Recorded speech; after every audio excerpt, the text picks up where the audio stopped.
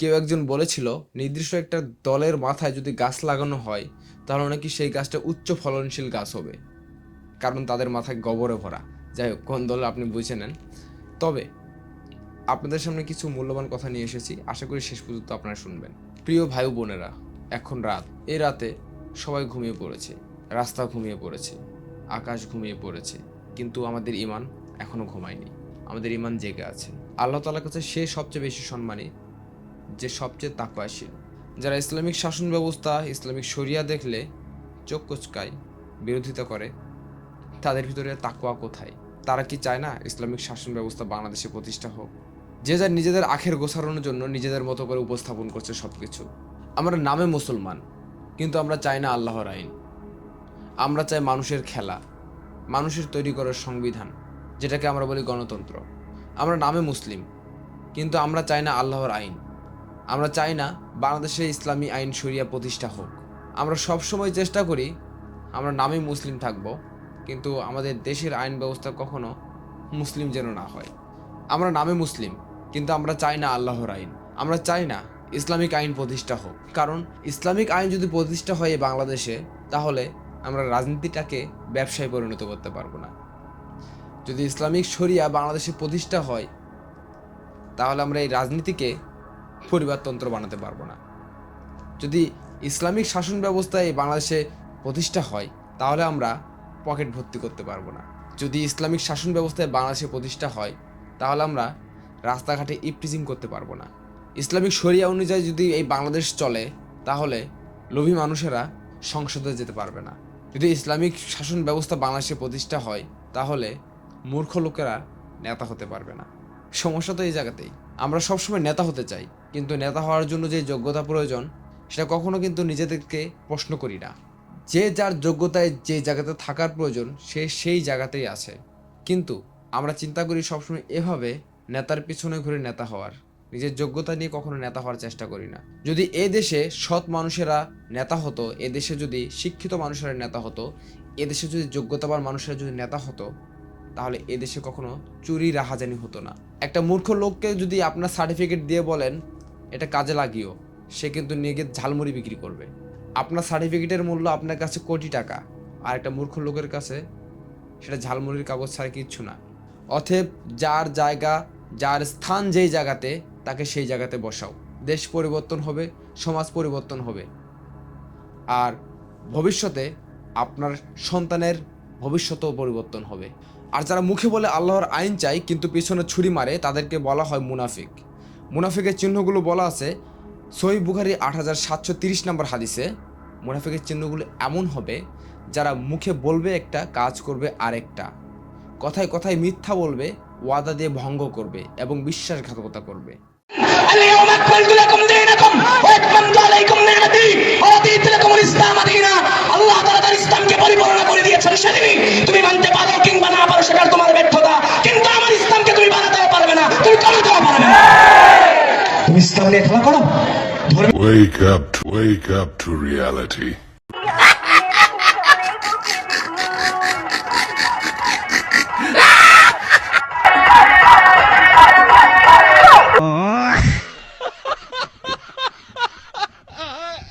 যে রাতে বাংলাদেশের রাস্তা শুনছে গণতন্ত্রের চিৎকার, সে রাতে আমরা বলছি আল্লাহর আইন।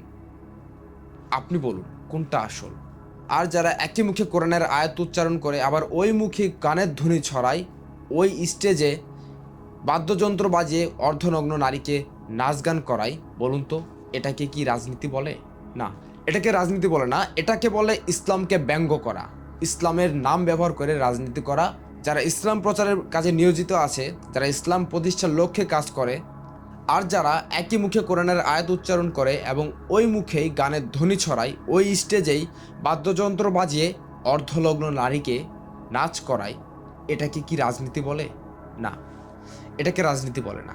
এটাকে বলে ইসলামকে ব্যঙ্গ করা, ইসলামকে হাসির খোরাক বানিয়ে বিশ্ব দরবারে উপস্থাপন করা। আপনি মুসলিম, আমি মুসলিম, অথচ দেখেন আমরাই চাই না এই দেশে ইসলামিক শরিয়া আইন প্রতিষ্ঠা হোক। যদি ইসলামিক শরিয়া আইন প্রতিষ্ঠার লক্ষ্যে কাজ করা হয়, কিছু পাবলিক ছড়াবে এমন কথা যে মেয়েদেরকে ঘর থেকে বের হতে দিবে না।